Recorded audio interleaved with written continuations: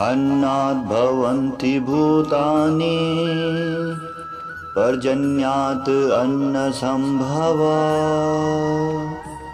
यज्ञात् भवति पर्जन्य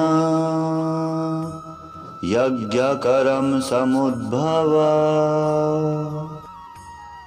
सारे प्राणी अन्न पर आश्रित हैं जो वर्षा से उत्पन्न होता है। वर्षा यज्ञ संपन्न करने से होती है और यज्ञ नियत कर्मों से उत्पन्न होता है। भगवान समस्त यज्ञों के भोक्ता कहलाते हैं, सभी देवताओं के स्वामी हैं और जिस प्रकार शरीर के अंग पूरे शरीर की सेवा करते हैं उसी तरह सारे देवता उनकी सेवा करते हैं। इंद्र, चंद्र तथा वरुण जैसे देवता भगवान द्वारा नियुक्त अधिकारी हैं जो सांसारिक कार्यों की देखरेख करते हैं। सारे वेद इन देवताओं को प्रसन्न करने के लिए यज्ञों का निर्देशन करते हैं जिनसे वे अन्न उत्पादन के लिए प्रचुर वायु, प्रकाश तथा जल प्रदान कर सकें। जब कृष्ण की पूजा की जाती है तो उनके अंग स्वरूप देवताओं की स्वतः ही पूजा हो जाती है। अतः देवताओं की अलग से पूजा करने की कोई आवश्यकता नहीं होती। इसी हेतु कृष्ण भावना भावित भगवत भक्त सर्वप्रथम कृष्ण को भोजन अर्पित करते हैं और तब खाते हैं। यह ऐसी विधि है जिससे शरीर का आध्यात्मिक पोषण होता है।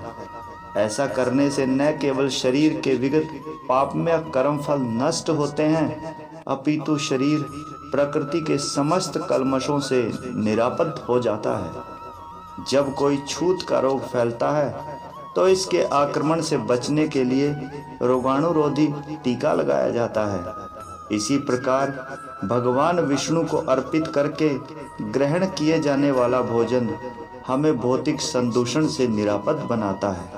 इसके विपरीत जो ऐसा नहीं करता वह अपने पापपूर्ण कर्म को बढ़ाता रहता है जिससे उसे सारे पाप फलों को भोगने के लिए अगला शरीर कुकरों शुकरों के समान मिलता है। यह भौतिक जगत नाना प्रकार के कल्मशों से पूर्ण है और जो भी भगवान के प्रसाद को ग्रहण करके उनसे निरापद हो लेता है वह उनके आक्रमण से बच जाता है, किंतु जो ऐसा नहीं करता वह कल्मश का लक्ष्य बनता है।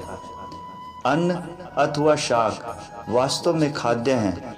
मनुष्य विभिन्न प्रकार के अन्न, शाक, फल आदि खाते हैं जबकि पशु इन पदार्थों के उच्छिष्ट को खाते हैं।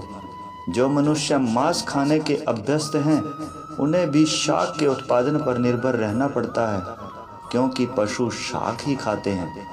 अतएव हमें अंतोतगत्वा खेतों के उत्पादन पर ही आश्रित रहना है, बड़ी बड़ी फैक्ट्रियों के उत्पादन पर नहीं।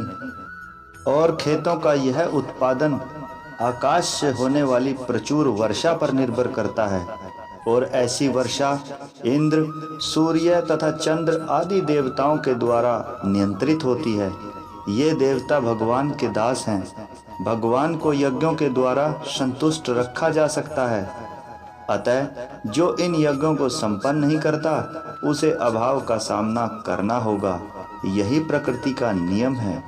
अतः भोजन के अभाव से बचने के लिए यज्ञ और विशेष रूप से इस युग के लिए तो संकीर्तन यज्ञ संपन्न करना चाहिए।